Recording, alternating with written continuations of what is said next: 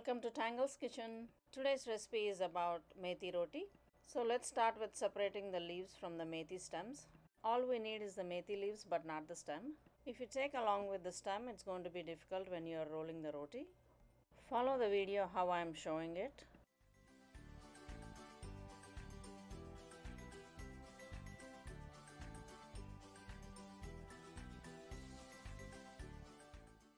Once you separate all the leaves, let's wash them thoroughly because methi stems consist of too much mud.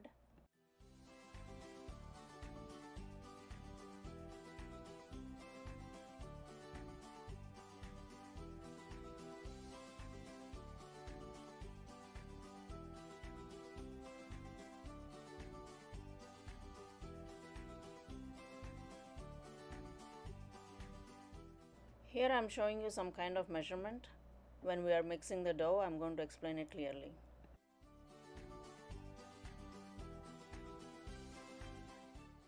Let's cut the methi leaves after you wash them.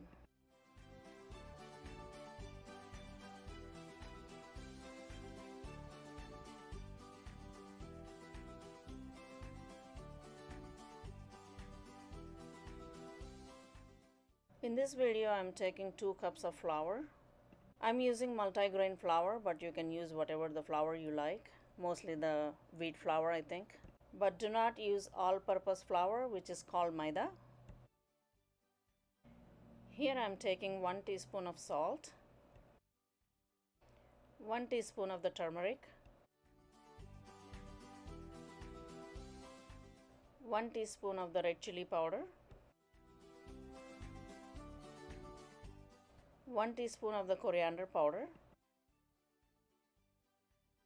finally half teaspoon of the cumin powder.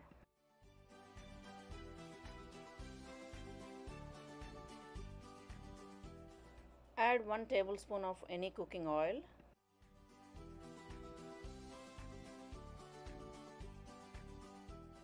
Mix all those ingredients slightly.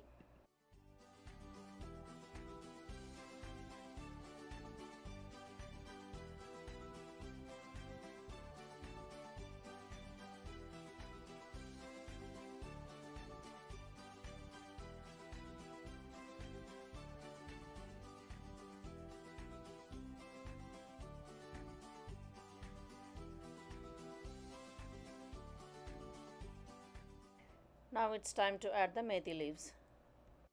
For 2 cups of flour, I'm also adding the 2 cups of the methi leaves. Let's mix methi leaves along with the flour and then let's make the dough. I have shown in the video very clearly, and then the mixing the dough is also very slowly done. You can follow it very easily.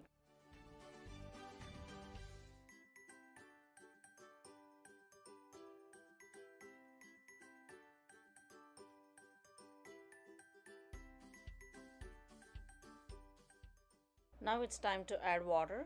I have taken 1 cup of water for 2 cups of flour. But if you are a learner or first time making the methi roti, I would suggest to take only 3/4 cup of water.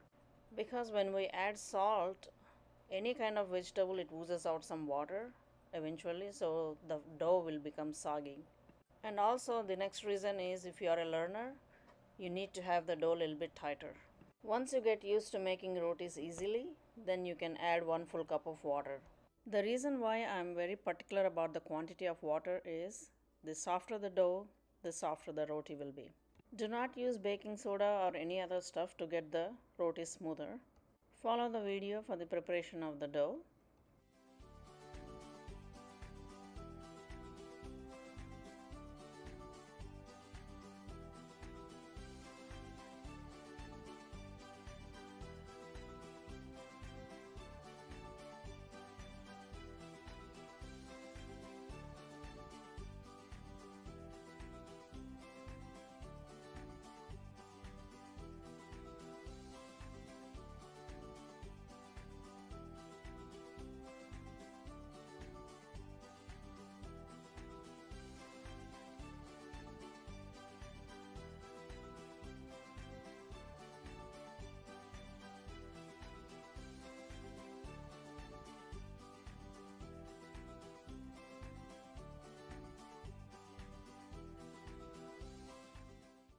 You'll get very smooth rotis if the dough sits in the refrigerator for 24 hours. If you are planning to leave it aside for 24 hours, please leave it in the refrigerator. If you have time, you can also let it sit for a longer period of time. The longer it sits, the smoother the roti will be. Once the dough is ready, cover it with a cloth or any closed lid without any air circulation and set it aside for 30 minutes. For this video, I let it sit for 30 minutes and this is how it looks after 30 minutes. Let's apply some oil to our hands because methi dough will be very sticky. Take some quantity of dough into your hands and then make it into round shaped balls. It all depends upon how big you're doing, a small roti or medium size or bigger one. It doesn't matter how much it should be. It all depends on you how big you're making it. Keep on applying oil to your hands for every single one that you make because the dough will be very sticky. I made 7 rotis out of these 2 cups of flour. My rotis are medium size. If you want smaller ones, you can make more out of this dough. These are also called Methi Parathas.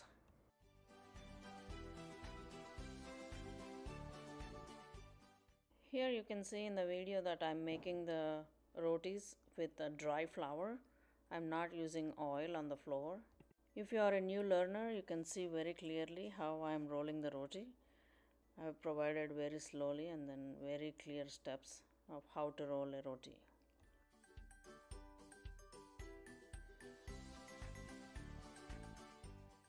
Here I'm trying to spread the dry flour around it so that it won't stick on one side. You can see how I'm turning the roti the other side and then spreading the dry flour with my fingers and then use the roller to spread it. You have to roll the roti very gently so that it won't stick to the floor. You can spread the dough with the roller however big you want, smaller or medium or larger size as shown in the video.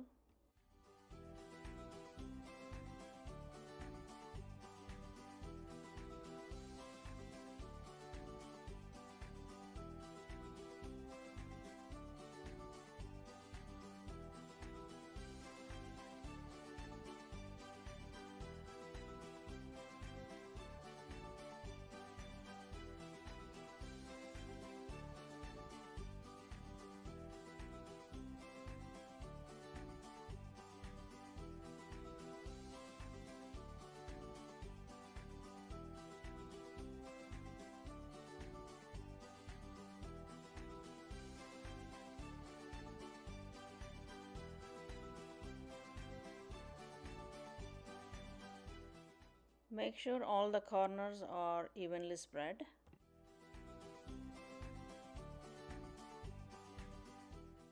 Looks like it's all done. Now I'm going to dust off all the flour, extra dry flour, and then you can watch how I'm doing it.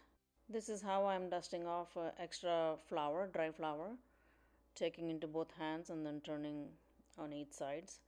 If you're not so used to do that, so just put it on the floor and then dust it off. Here I'm going to show you one more time the second roti, how to roll it. It makes easy for the first time learner to see very closely and then learn easily. The reason why we apply the dry flour to the roti when we are rolling the roti is it won't get stick to the floor and also to the roller, and the roti gets spread very easily.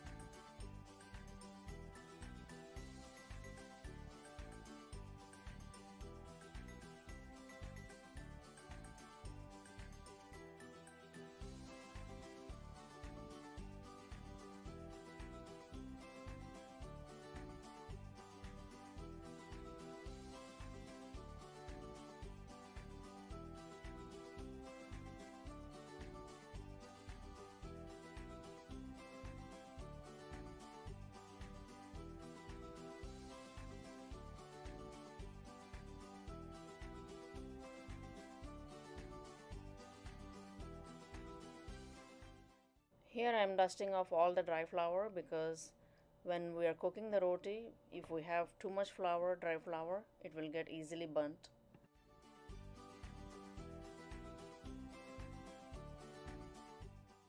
Here I am taking all the rotis into a plate to cook them.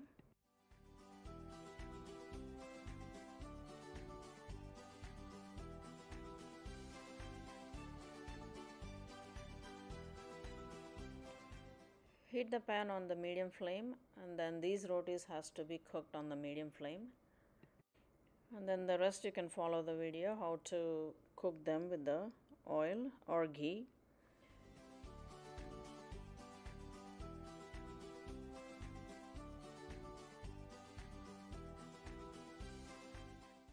I'm applying some ghee or butter, whichever you like, or you can also apply any cooking oil.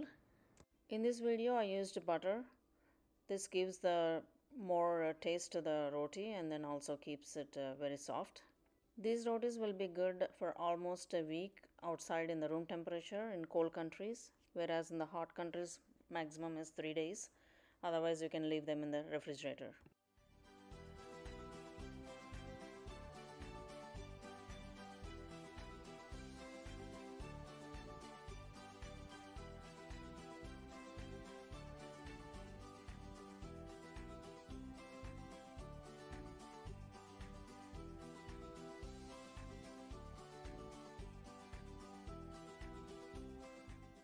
So this is how finally the methi paratha looks like, or methi roti. So I'm going to show you how soft it is. You can roll it just like that and then have it.